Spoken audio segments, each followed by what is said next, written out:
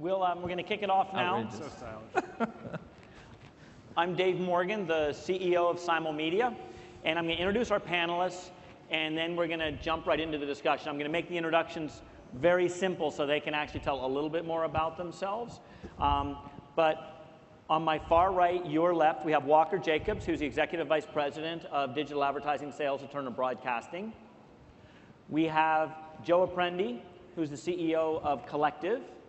We have Brendan Moorcroft, who's the CEO of MAP, Mediabrands Audience Platform. And we have Brian Lesser, who's the CEO of Xaxis. Now, what's interesting here is that everyone on this panel has been through at least two, really probably three startups. Some pure standalone, some part of large companies, all of them around the evolution of digital marketing, digital media, digital advertising, and have all ascended to, very significant roles. And I'll let them, they can give a little bit of their background because it may be relevant to answer some of the questions. But we're here talking about big data, big advertisers, and big data is a bit trite. I think what I'd really like us to talk about, and I'd like you then to sort of offer your own view of what's going on. We're in a world where for the last probably 15, 18 years in the evolution of digital media, digital advertising, digital marketing, we now have a lot of data. We have a lot of things that are quantified. We have empirical systems and technology that can do things in more automated ways and in more algorithmic ways than necessarily just how they were done by gut. Everybody here is involved in a business that is not just about digital, but has close linkage into other media, which wouldn't have been the case, maybe 5 or 8 years ago. So, Walker, I want to start with you, and then we just want to come down. Talk a little bit about how you see where we are today with data in advertising and where you see it going. Well, I think it's exciting. I mean, having deeper audience insights, particularly on an individual level, is going to enable and allow us to do a lot of exciting things that historically we haven't been able to do. I mean, I think when you look at, from my organization's perspective, though, ultimately what we're trying to build are big, high-reach branded experiences across media. So whether it's news or entertainment or sports, we're trying to reach mass audiences and to try to build platforms to allow marketers to activate against that.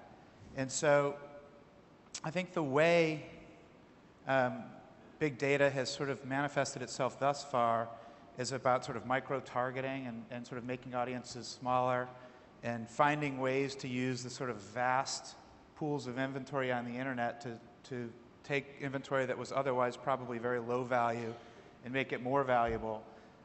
While very interesting and an important part of the media mix, it's just very different than what my company does.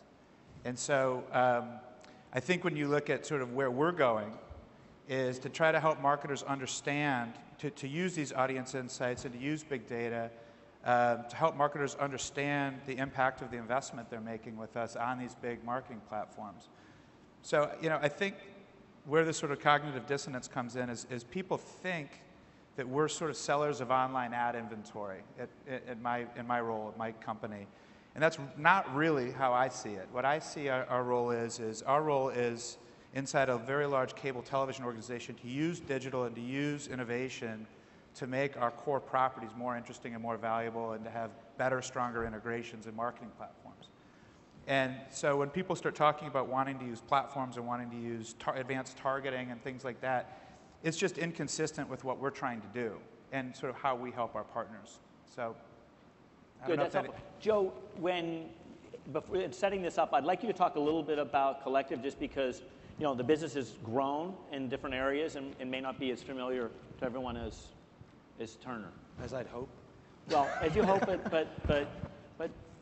So I'll give you kind of my retrospective.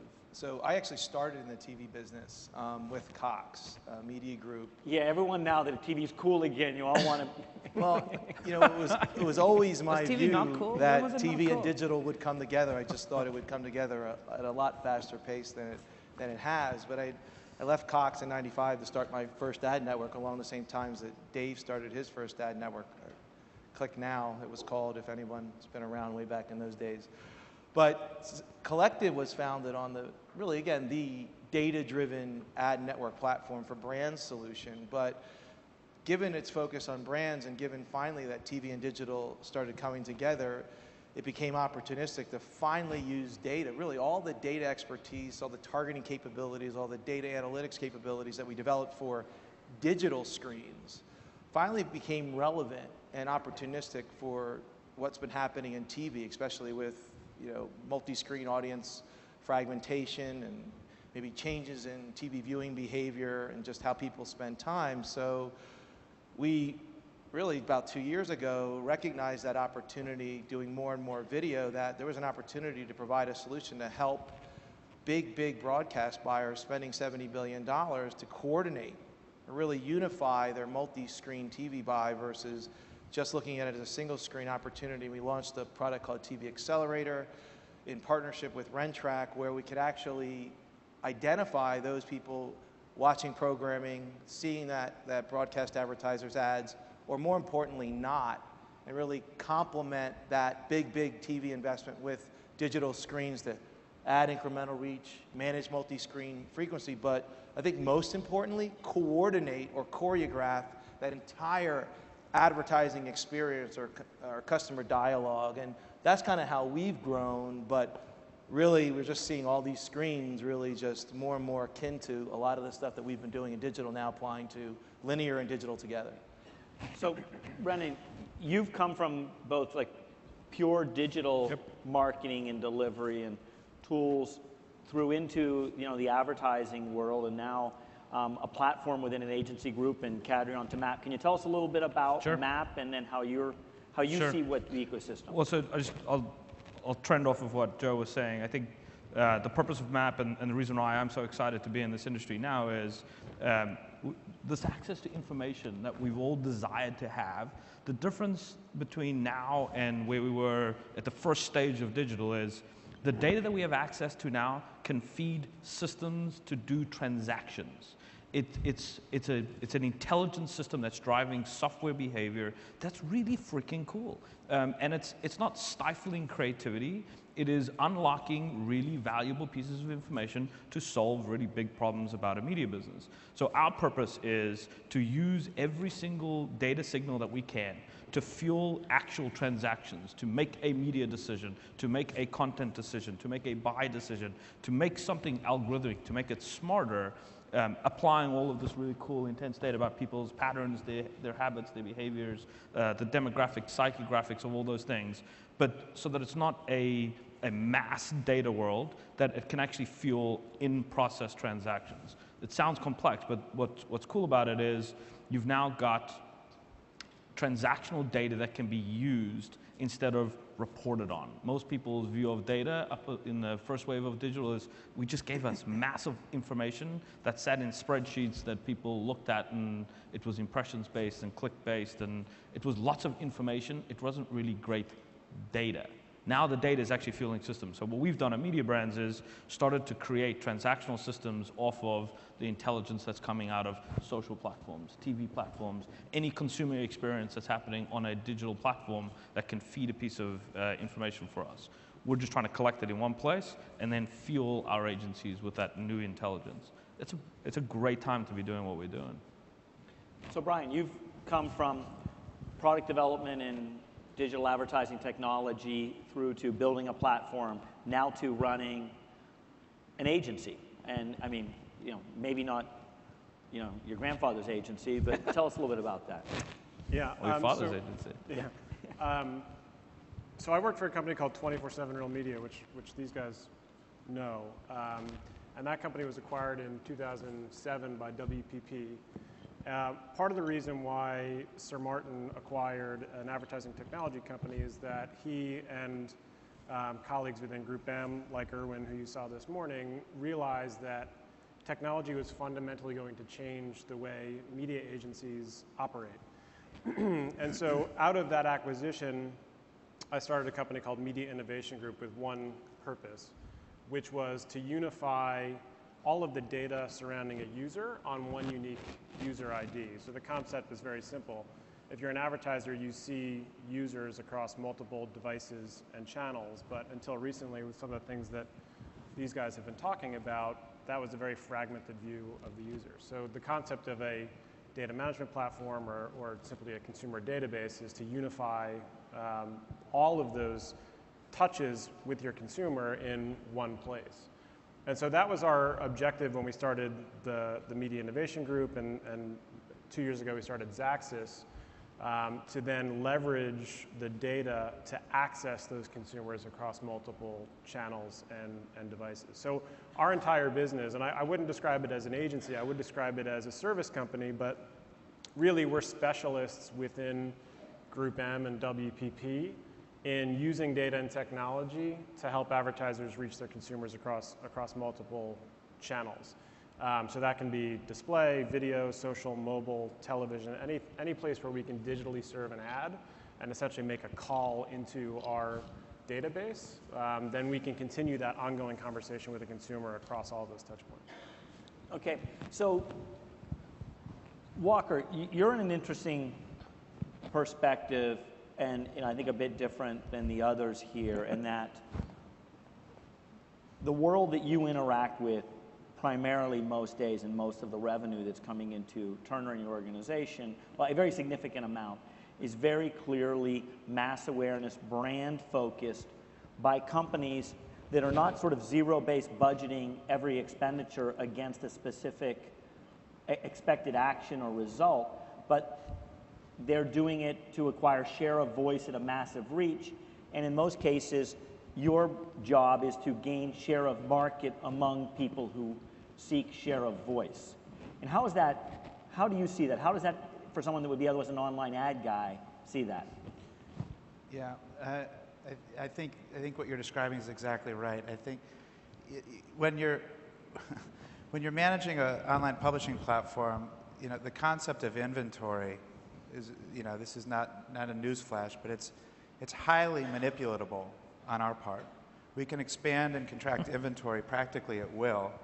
And when the creative unit we're talking about is a banner ad, that's sort of the center of this entire industry, I think that we probably haven't done ourselves as an industry very many favors, because it really isn't the most interesting and impactful way to communicate as you say, in a sort of share a voice in a meaningful and an impactful way to sort of break through and connect with an audience. And so I think that you're describing exactly what our approach is. And our approach is who are our biggest and best partners, and how can we develop big, interesting, creative programs for them to have the most impact from their investment with us. And it's not about us optimizing yield against banner ads. And so, and I think what you're describing actually sort of leads into sort of the big problem with targeting, and that is, as an industry, the math has almost become overemphasized, and we're so obsessed with who we're reaching that we've tremendously underestimated how important the sort of how we're reaching them, where we're reaching them.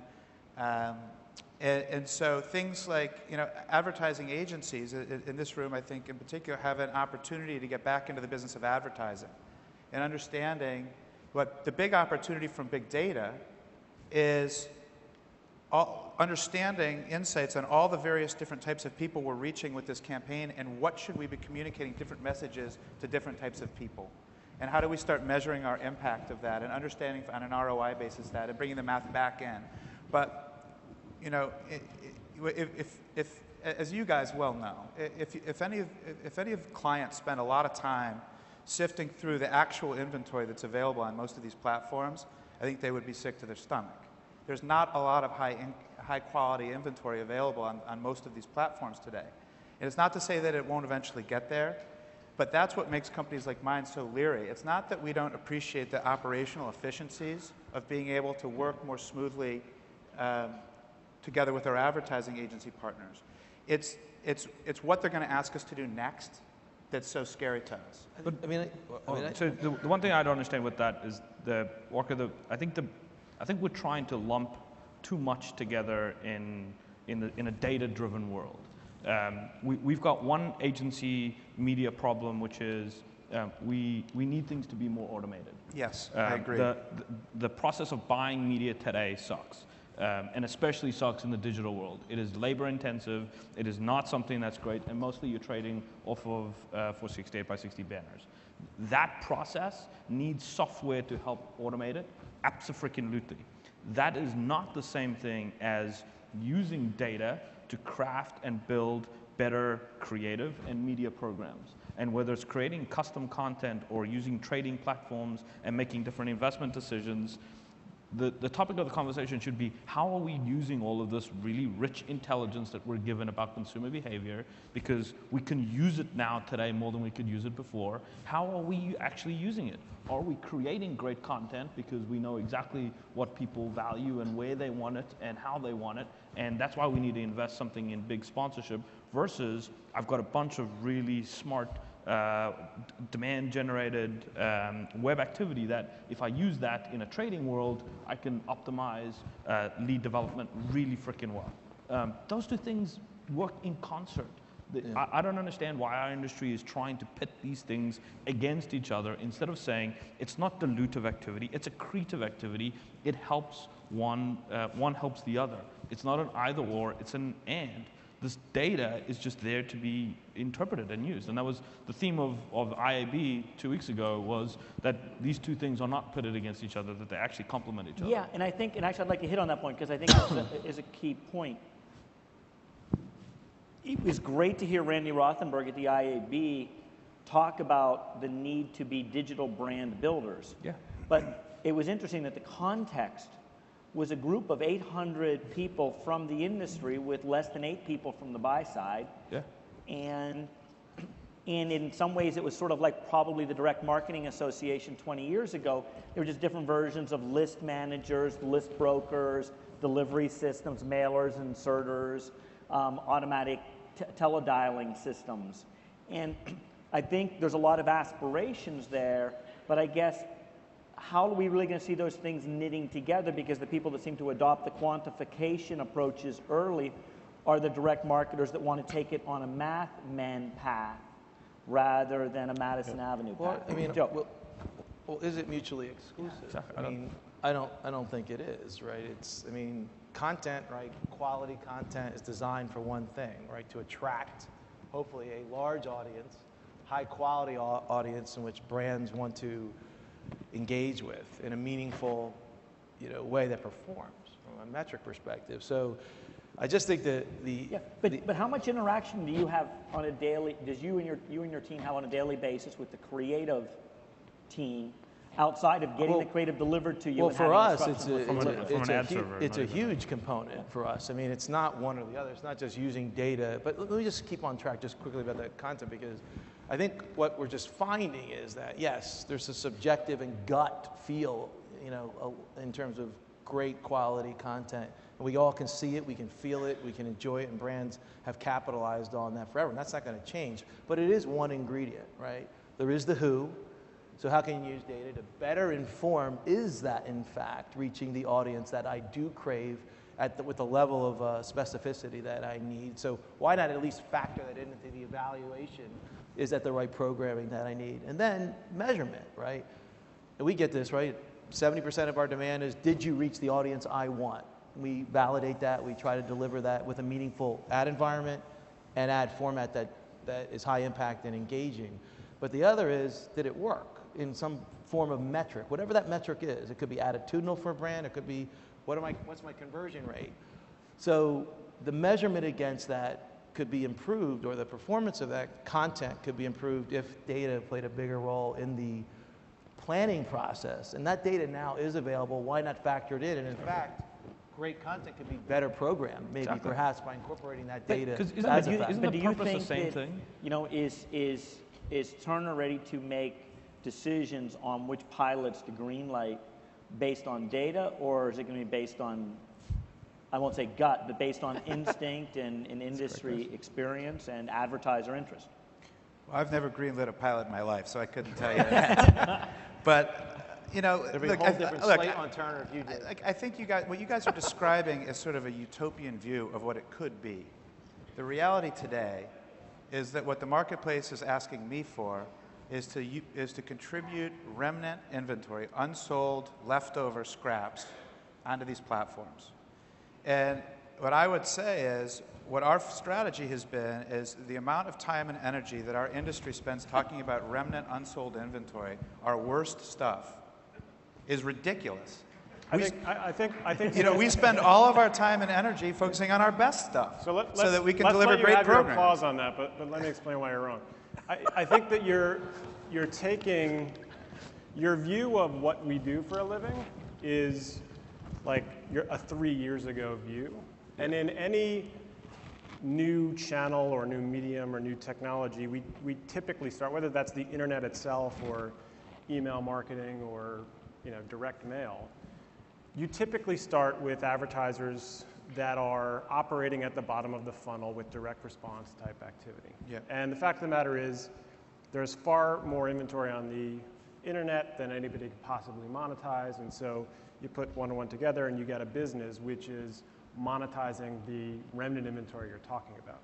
I think that we've moved on, and certainly within Xaxis, our entire purpose is to help brand advertisers more effectively reach their consumer. I think that there's far too much focus, honestly, on the big idea and creative, because there are many times when you can come up with that great creative idea, but what our advertisers ask us for is to reach their audience with massive scale, with a constant engagement with that audience. So creative is a big part of that. So our focus is working with companies like yours, which I wish we did more business together, which we don't, to actually give you a fair price for your premium inventory. Exactly.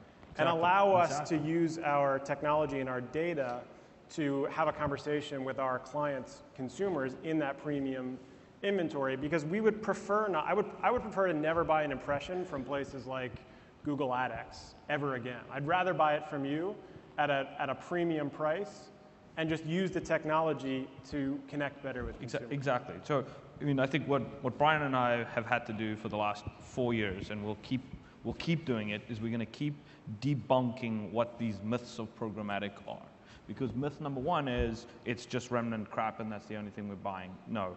If that was the case, Walker, the clients that whose brands we are driving today would not be seeing the performance that they are. The reason why they're investing and supporting us is because we are driving their business values. We are driving business outcomes. That's myth number one. Myth number two, and especially comes from the publishing side, is we also are just trying to race to the cheapest, crappiest CPM that we possibly can, and that's how this works.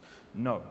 We have new audience data that can really value what the content is and what the audience is, the who is, and we can actually de-average CPMs. Now we can actually say an audience that's generated on your platform, on your content that has these behaviors is actually now worth 6x to us than it was before. But before, because we didn't have any of this audience intelligence, we couldn't actually see what the real value was. Now we can. Training platforms have just allowed us to apply financial thinking, financial evaluations to content. And that's why this is it's a fantastic place for us to play, but we're not racing to the bottom line. We're not trying to screw everybody on yield. We just want fair value. And our mission and our purpose is not dissimilar to what Brian stated. We have to create valuable advertising that's as valuable in the places that we're advertising to consumers. And if what we're creating is really crap, then it's not going to work. We're not going to get business results for our clients, and that's a ridiculous notion. Dave, I think the point that you were going on earlier is I do see a missed opportunity using all of this audience intelligence we have to create better ads. We are not infusing this intelligence that we can glean from the media side of the business into creativity, into either content creation or ad creation, and there's absolutely no reason not to. Yeah, I mean, so like, here's, one of the things I think it's critical for us to address here, because we're talking about for the advertisers, is I'd be interested in each of your perspective on what may be the future structure of the buying intermediary service companies, because clearly the content provides the right platform, but the creative makes the difference. And so you can look at the Super Bowl and say, clearly there was a very big differentiation in result to the advertisers, depending on, some of them had great creative and some of them had crappy creative. And that's, of course, the best we got. If you go into any normal show, you're going to see this massive diversity and disparity of creative message. And a lot of the structures that we're building are getting the relationship further, and the media is further and further and further from the creative. And maybe data could inform it, but they don't get to know what is actually the media is going to be in some cases until, as you say, until you can make a real-time insertion into it. So how can a Lee Clow have the perfect ad for an insertion he's not aware of? And Brian, I'd like to start with you, and let's talk about that a little bit. The future structure, and particularly thinking about the creative message. Yeah. So the great thing about these types of platforms is that although most of the data that we use is for the inventory that we buy in real time, the data can inform every part of the media plan. So we've had cases with clients where we've run a relatively small digital campaign, but we've pulled out such rich insights around the audiences that were responsive to a video ad or a display ad or even a social campaign on Facebook, that we've been able to inform the creative agencies of the type of person that's responding, where they're located geographically, all the way down to things like what time of day they respond, what day of the week they respond, when they're engaging in a video.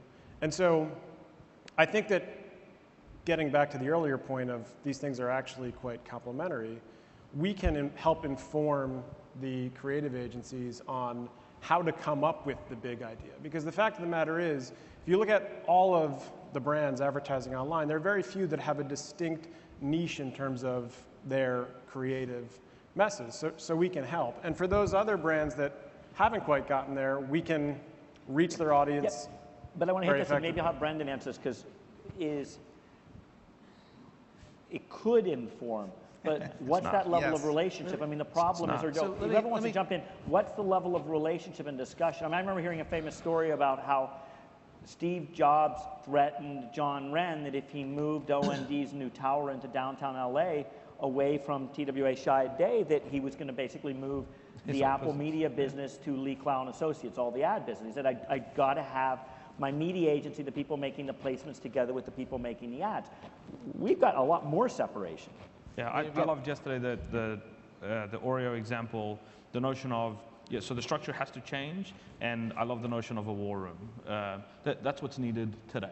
You need, it's going to be a call for greater collaboration amongst agencies and creative partners, media partners. But who's going to pay that bill? Like, who's going to, someone's got to pay the bill to put them all in that room. Clients are the ones that force, that need to force what gets done on both the services side, the media partner side, the technology side. We had the separation of media, strategy, planning and buying from creative. That's probably was the last 20-year trend. Yep. I think with data, again, getting back to the use of data, it's not just, again, about bidding in real time or using it to specifically target whatever ad you're dealing with from the brand you're working with.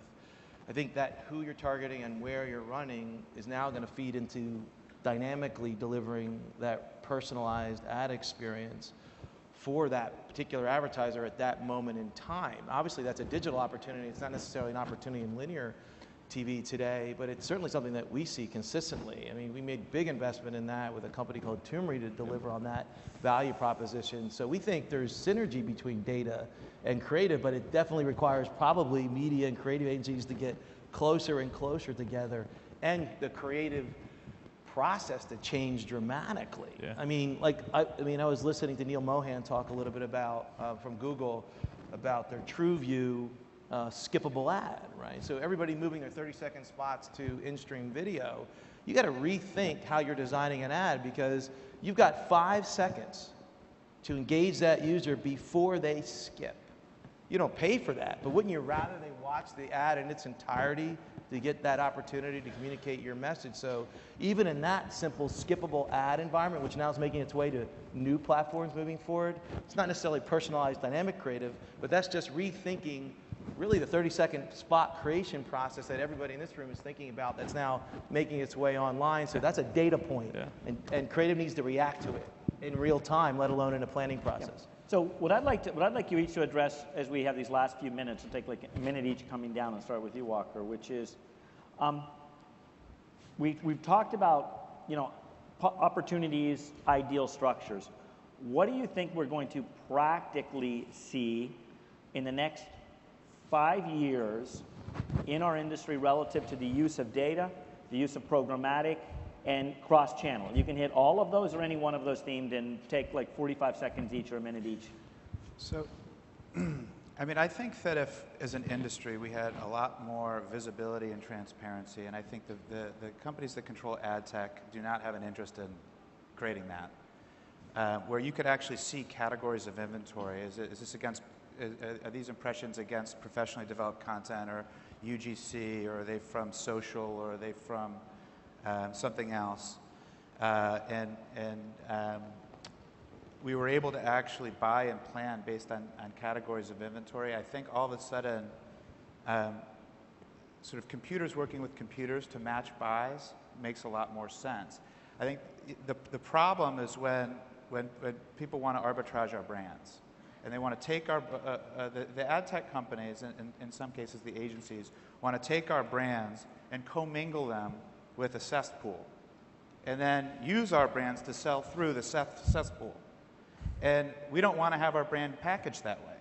And then, oh, by the way, they're charging a huge margin on top of it, and then the buyer becomes the seller. And that just is, there's so many different conflicts inherent in that. And I think some of the things you're talking about are what's possible, where we're actually using big data to inform great creative. I don't see any examples of that happening on a day-to-day basis, but it's a brilliant idea.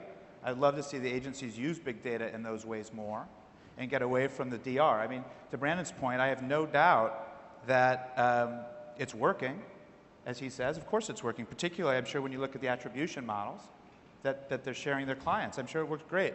So the conclusion I've drawn is some form of programmatic probably makes sense for all marketers. I just don't believe at this stage it makes sense for all publishers. Hopefully, down the road, if we can create more transparency and different channels with which we can participate in sort of leveraging the advantages of technology that don't disadvantage our core business, we would love to be partners. Great. Joe? I mean, for me, number one, I think Brendan pointed it out earlier, it's going to be continued leveling of media silos. I mean, it's kind of not just between linear and digital television, but even within digital, between social, between display, between video, between, you know, any one of the online advertising tactics, where data is going to be the opportunity to unify that audience view and get that done. And then secondarily, I think all media, whatever it is going to be held to a higher standard. It's not just going to be singularly about a gross rating point or singularly about a CPM. It's going to be a lot of what's happening on with really measuring offline sales as a factor to determine, is this actually moving product off the shelves? We all talk about online activities or last impression attribution online, and it's flawed, trust me, and there's going to be hopefully advances in that to make how we allocate media decisions online better. But the opportunity to finally account for 93% of the activities happening offline versus online, back to digital ad impressions, let alone linear ad impressions, is going to be a big opportunity. And there's some interesting things underway with companies like Datalogix and others advancing that big time. The role of mobile changing how you can measure. So look, Dave, I think the transformation has already begun, and so 5 years from now, I would see the same sort of transformation that is being made at Mediabrands and Group M by Brian's org and my org to just continue. So those things are more centralized data and intelligence services that can fuel the holding companies, that not just going to fuel the media processes, but will start to fuel the creative processes. We will start to be able to share intelligence and insights through machine learning that can fuel creative teams that can create templates that they could never create before. But I think what will change is structurally the agencies will change to put a lot of this stuff in the center so that each of the services, whether it's a media service, a creative service, an intelligence service, will start to access the intelligence in these technology platforms. And so that's going to mean we have to continue to hire very different people than we've been hiring to date. This is not just media folks. This is people that come from the software industry, people that come from the data industry, the technology industry. You're going to see those people continuing to come into agency organizations to help fuel these now very specialized agency units. And so I think this trend is just going to continue. It's going to grow. The more media platforms we bring in, the more we can expand on social, mobile, you name it. Yeah. Brian? So I was going to keep mine very short because I know we're out of time. My prediction is in the next 3 years, Walker will sell the majority of his inventory programmatically and see higher CPMs and better creative as a result. Hear, hear. Okay. I would like that too. I'll clap for that. Hear, hear. Well done. Thank you, everybody. I'd love to give the panel a round of applause, and got a lot of good stuff. Thank you.